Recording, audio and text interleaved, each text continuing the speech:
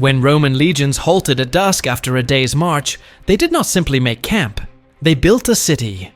In just 4 hours, 8,000 men transformed barren ground into a perfectly organized fortress, complete with streets, squares, drainage systems, and defenses that would shame many permanent cities of their era. This phenomenon, repeated thousands of times across 6 centuries of expansion, represents one of the most revolutionary military innovations in ancient history. The Roman camp was not merely a place to sleep. It was an instrument of psychological warfare, a symbol of power, and a tangible manifestation of the discipline that made Rome master of the known world. Every stake driven, every ditch dug, every tent positioned followed an immutable pattern that enemies came to recognize and fear. When they saw Roman campfire smoke rising skyward in perfect formation, they knew they faced not an ordinary army, but a conquest machine without parallel in history. If this type of historical analysis fascinates you, I invite you to subscribe so you won't miss future episodes about the secrets that forged the most powerful empire in antiquity. The organization of the Roman camp, known as castra, followed architectural and strategic principles that remained constant from Hispania to Mesopotamia. The ideal terrain had to be elevated, with access to fresh water and sufficient space to accommodate between 5,000 and 8,000 legionaries, plus auxiliaries and support personnel. Scouts, called speculatores, examined the area with the thoroughness of architects, evaluating not only defensive aspects, but also wind direction, soil quality, and proximity to resources. Once the site was selected, an unprecedented ballet of military efficiency began. The camp always followed the same rectangular design, oriented according to cardinal directions, with dimensions that varied according to force size but maintained fixed proportions. This standardization was no accident. It allowed any legionary, regardless of origin or previous experience, to know exactly where to find everything needed in any camp throughout the empire. The perimeter was traced first using the groma, a surveying instrument that guaranteed perfect angles. Military topographers, heirs to centuries of mathematical tradition, divided space according to precise measurements. The standard camp measured 2,100 Roman feet long by 1,700 wide, figures that legionaries knew by heart. Each century had a specific space assigned within this sacred rectangle, and no soldier was ignorant of his exact location. Construction began simultaneously in all sectors. While half the men stood guard with weapons ready, the other half wielded construction tools. Each legionary carried not only military equipment, but also building instruments: dolabra for digging, serra for cutting wood, and securas as a multi-purpose axe. This additional weight, reaching 20 kilograms per soldier, was the price Rome paid for its tactical superiority. The vallum, the perimeter fortification, constituted the first priority. Soldiers excavated a fossa, defensive ditch 3 meters wide by 2 deep, accumulating the extracted earth to form an agger, internal embankment that elevated the defender's position. Over this embankment, sharpened wooden stakes were driven, forming a pointed barrier that gleamed menacingly under the sun. This construction was not provisional. Modern archaeologists have found remains of these vallum with geometric precision that astonishes even today. The camp gates, always 4, were located at the midpoints of each side and received fixed names. The Porta Praetoria faced the enemy, the Porta Decumana toward the rear, and the 2 Porta Principals flanked the camp. Each entrance constituted a small fortress in itself, with wooden towers 6 meters high and a double gate system that created a death trap for attackers. The gates did not align directly, but formed a zigzag corridor that forced assailants to expose themselves to crossfire. Can you imagine the impression this deployment caused on local tribes? If you're enjoying this content, don't forget to like it and follow the channel for more revelations about Roman military genius. The camp interior was divided by 2 main arteries that crossed at the center: the Via Principalis, running from gate to gate, and the Via Praetoria, connecting the front and rear gates. These streets, paved with stones when material was available, were 8 meters wide to allow cart passage and rapid troop formation. The central intersection, called Groma, served as a parade ground where soldiers gathered to receive orders and information. Internal distribution followed a spatial hierarchy that reflected Roman military structure. In the noblest sector, near the Porta Praetoria, stood the Praetorium, the commander's residence. This construction, though temporary, reproduced elements of Roman urban villas: atrium for receptions, tablinum for administrative affairs, and triclinium for banquets with local officers or ambassadors. The Praetorium was not just accommodation, but a symbol of Roman autoritas, designed to impress both allies and enemies. Next to the Praetorium sat the Principia, a building that functioned as headquarters and administrative center. Here were kept the legionary standards, the sacred eagles that represented the honor and continuity of the unit. The loss of an eagle constituted the greatest imaginable dishonor, and its recovery justified entire campaigns. The Principia also housed the aerarium, military treasury, where soldiers' savings and money destined for wages and purchases were safeguarded. Centurions, the backbone of the Roman army, occupied individual tents strategically positioned to supervise their men. These tents, called centuriae, were distinguished by specific standards and their privileged location near main streets. Each centurion commanded 80 men, organized into 10 contubernia, basic units of 8 legionaries who shared tent and cooking equipment. The contubernium represented the fundamental cell of camp life. 8 men, united by sacred oaths, shared not only living space, but also rotating responsibilities: cooking, cleaning, guard duty, and equipment maintenance. Tents, manufactured from waterproof leather and reinforced with hemp cordage, measured approximately 4 square meters and were erected following precise geometric patterns that optimized space and facilitated ventilation. Camp feeding followed strict protocols based on surprisingly modern nutritional principles. The legionaries' basic diet centered on panis militaris, unleavened bread made from superior quality wheat, imported from the empire's best agricultural regions. Each soldier received 3 pounds of wheat daily, an amount that provided the calories necessary for the intense physical effort required by military life. Rations also included olives in brine, a source of essential fats and vitamin E, cured cheese that provided proteins and calcium, and the famous acetum, diluted vinegar that served as a refreshing drink and antiseptic. This brew, though unattractive to the modern palate, prevented scurvy during prolonged campaigns and kept morale high thanks to its slight alcoholic content.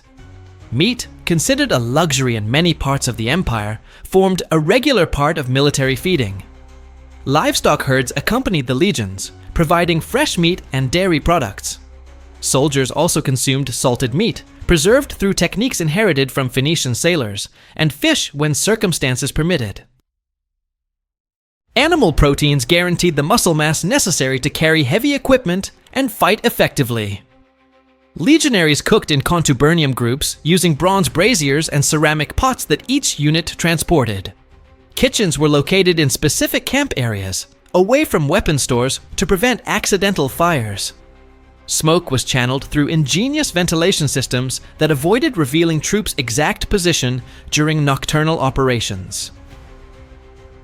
Personal and collective hygiene constituted a Roman obsession that extended to the military sphere. Each camp had latrinae, communal latrines, built over ditches that were covered daily with fresh earth. These installations, though basic, followed advanced sanitary principles that prevented epidemics, a constant scourge of less organized armies. Soldiers bathed regularly in nearby rivers or in temporary facilities when water was scarce. They used olive oil to clean skin, scraping it off afterward with bronze strigils, a technique that eliminated dirt and dead cells while keeping skin healthy. Oil also served to treat minor wounds and protect metal equipment from corrosion. Potable water supply required sophisticated engineering. Romans built temporary aqueducts channeling nearby springs, or excavated wells following hydraulic techniques perfected over centuries. Water quality was verified through empirical methods, color observation, taste testing, and analysis of small animals' behavior when exposed to the liquid. The military day began before dawn with the sound of tubai, trumpets that marked awakening. Soldiers rose in unison, folded their tents following memorized sequences, and prepared equipment for possible immediate march. This routine, repeated thousands of times, converted complex actions into automatisms that functioned even under extreme pressure. Daily training occupied specific hours dedicated to perfecting combat techniques, tactical formations, and coordinated maneuvers. Legionaries practiced with gladi and scuda on straw dummies, improving precision and attack speed. Formations were rehearsed until achieving perfect synchronization. The famous testudo, turtle formation that completely protected the unit during sieges, required millimetric coordination achieved only through constant practice. Discipline was maintained through a system of rewards and punishments that balanced positive incentives with effective deterrence. Outstanding soldiers received honor crowns, promotions, and economic bonuses that substantially improved their situation.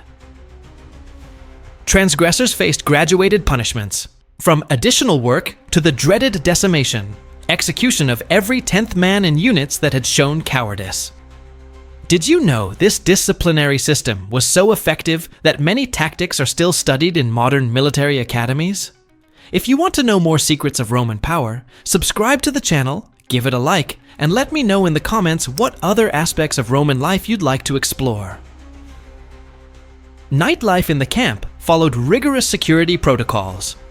Guards were organized into 4 vigiliae of 3 hours each, a system that guaranteed constant vigilance without exhausting sentinels. Each guard received a tessera, identification tablet with nightly password that changed daily. Patrols constantly verified that posts were occupied by authorized personnel. Nocturnal lighting combined functionality with resource conservation. Strategically located torches provided sufficient light to detect suspicious movements without wasting combustible materials. Main bonfires were kept burning all night, serving as reference points and heat sources during cold seasons. Entertainment and social life flourished within military restrictions. Soldiers played dice using carved bones, practiced music with simple instruments, and told stories that transmitted regional traditions. These activities, tolerated and even encouraged by intelligent officers, kept morale high during prolonged campaigns and strengthened bonds between brothers in arms. Religious festivities were celebrated with adaptations appropriate to the military context. Legionaries honored their protective gods through simplified rituals that did not interfere with tactical obligations. Mars, god of war, received special offerings before important battles, while Fortuna was invoked to protect the camp during the night. Correspondence with distant family constituted a crucial element for maintaining emotional connection with the civilian world. Soldiers wrote letters on wax tablets that specialized messengers transported through established routes.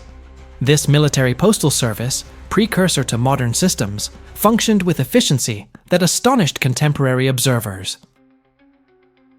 Medical care available in camps far exceeded the era's standards. Each legion had medici, doctors trained in military academies who mastered advanced surgical techniques. They had specialized instruments, bronze scalpels for precise incisions, forceps for extracting projectiles, and needles for suturing complex wounds. Field hospitals, called valetudinaria, were established following architectural principles that favored recovery. Orientation that optimized ventilation and natural light, separation between contagious cases and traumatic wounds, and drainage systems that maintained hygienic conditions. These temporary hospitals saved lives that in other armies would have been irretrievably lost. The psychological impact of the Roman camp transcended its immediate military function. When local tribes contemplated these instant cities emerging from nothing, they understood they faced a civilization capable of projecting organized power thousands of kilometers from home. Geometric perfection, visible discipline, and implacable efficiency communicated an unequivocal message. Rome had come to stay. This calculated intimidation frequently worked better than battles. Many peoples preferred negotiating alliances rather than facing legions that demonstrated technical supremacy from the moment of arrival. The Roman camp thus became a diplomatic instrument as effective as the weapons it housed. The influence of these camps endured long after the legions continued their march. Many modern European cities were born on sites of ancient castra, Chester, Lancaster, Caerleon Preserve. In their names, the Latin memory. Roman urbanism, perfected in military contexts, spread throughout the empire, creating a spatial organization model that survives to our days. Roman military camps represented much more than temporary tactical solutions. They were laboratories where social organization techniques, civil engineering methods, and administration systems were experimented with that were later applied in permanent cities. Every vallum excavated, every via traced, every contubernium organized contributed to forging the most enduring urbanistic legacy in Western history. The perfection of these camps resided in their capacity to combine military functionality with human quality of life. Romans understood that well-housed, fed, and organized soldiers fought better than warriors motivated solely by glory or booty. This integral vision of military power, which considered logistical, psychological, and social aspects, explains why Rome dominated the ancient world for so many centuries. If this journey through legionary daily life has fascinated you, I invite you to subscribe to explore more secrets of the Roman world. Give it a like if you found the content interesting, and share in the comments what aspects of Roman civilization you'd like to discover in upcoming episodes. Because Rome wasn't built in a day, but every camp they raised was a step toward eternity.